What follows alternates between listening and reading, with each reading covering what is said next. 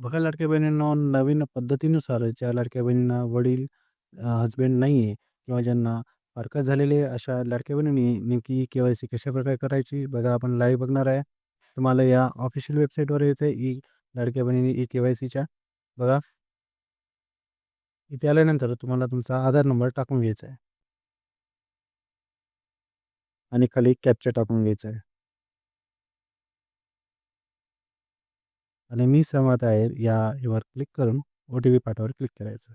बघा, ओ-टी-पी टाकल्याच्या नंतर तुम्हाला अशा प्रकारे वॉर्निंग मेसेज येईल. ई के-वाय-सी प्रक्रिया पूर्ण करण्यासाठी तुमच्या वडील किंवा पतीची माहिती द्या. बघा, इथपर्यंत आल्याच्या नंतर लाडक्या बहिणींनो तुम्हाला काहीच करायचं नाही. इथं एवढीच के-वाय-सी करून तुम्हाला थांबायचं आहे. हो, फक्त एवढंच करून तुम्हाला थांबायचं आहे.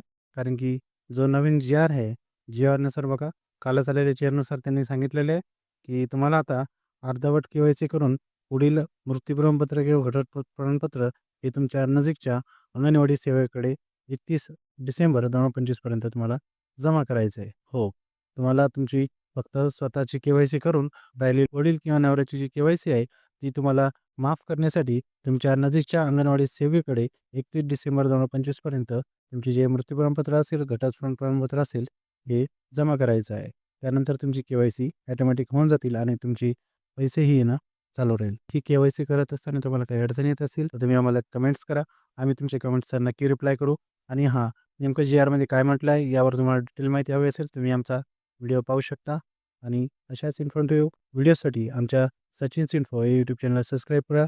धन्यवाद.